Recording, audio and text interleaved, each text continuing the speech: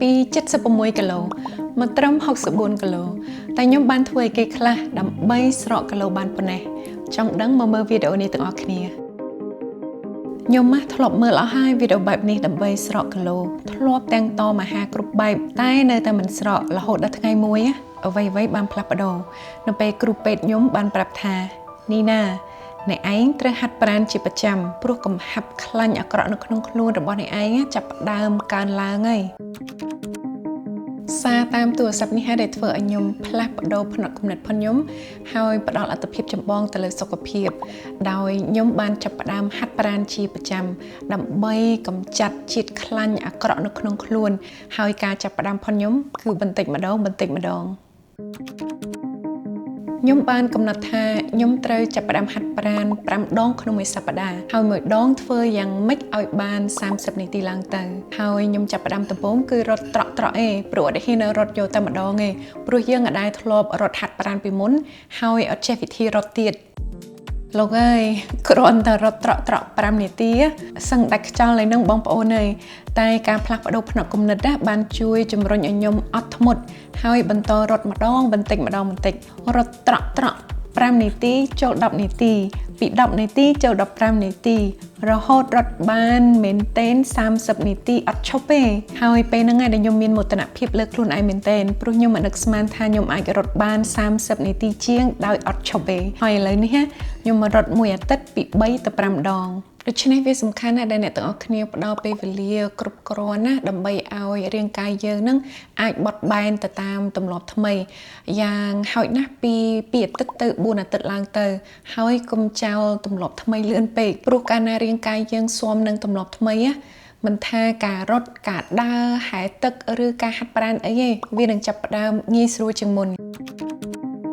ជាមួយនឹងការហាត់ប្រាណជាប្រចាំខ្ញុំបានចាប់ផ្ដើមពិនិត្យមើលរបបអាហាររបស់ខ្ញុំដោយខ្ញុំបានសម្រេចថាខ្ញុំនឹងកាត់បន្ថយបរិមាណអាហារដែលខ្ញុំញ៉ាំប្រចាំថ្ងៃដោយខ្ញុំបានបន្ថយបរិមាណអាហារពេលល្ងាចខ្លាំងជាងគេនិយាយឲ្យស្មោះត្រង់ទៅមួយអាទិត្យពីរអាទិត្យដំបូងពេលខ្ញុំកាត់បន្ថយបរិមាណអាហារពេលល្ងាចអូយវេទនាមែនទែនគឺថាក្រោកព្រលឹមឡើងឃ្លានរហូត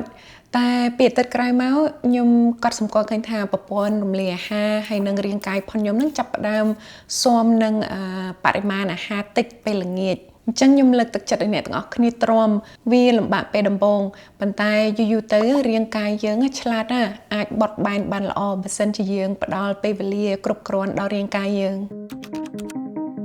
ការផ្លាស់ប្ដូរទម្លាប់ចាស់ទៅទម្លាប់ថ្មីដូចជាការហាត់ប្រាណហើយហូបអាហារដើម្បីសុខភាពទាមទារពេលវេលាភាពអត់ធ្មត់ហើយនឹងការលើកទឹកចិត្តដល់ខ្លួនឯងអញ្ចឹងពេលខ្ញុំហត់ខ្លាំងហើយឈឺសាច់ដុំជើងខ្លាំងខ្ញុំសម្រាកខ្ញុំអត់បខំខ្លួនឯងរហូតដល់ពិបាកទ្រាំទេខ្ញុំសម្រាក2ទៅ3ថ្ងៃហើយសម្រាប់ហើយខ្ញុំនៅតែទាញស្បែកជើងចេញទៅរត់ដដែលដោយមិនបោះបង់ចោលទម្លាប់ដ៏ល្អនេះទេហើយមួយវិញទៀតខ្ញុំតែនិយាយលើកទឹកចិត្តខ្លួនឯងរាល់ថ្ងៃថាឃើញទេអ្នកឯងធ្វើបានទេណា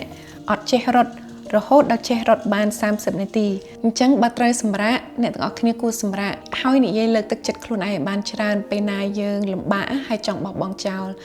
ដោយប្រៀបធៀបខ្លួនយើងឥឡូវហើយនឹងខ្លួនយើងពីមុនទាំងអស់នេះហើយដែលខ្ញុំបានធ្វើក្នុងរយៈពេល1ឆ្នាំ2ខែដើម្បីស្រកពី76គីឡូមកត្រឹម64គីឡូ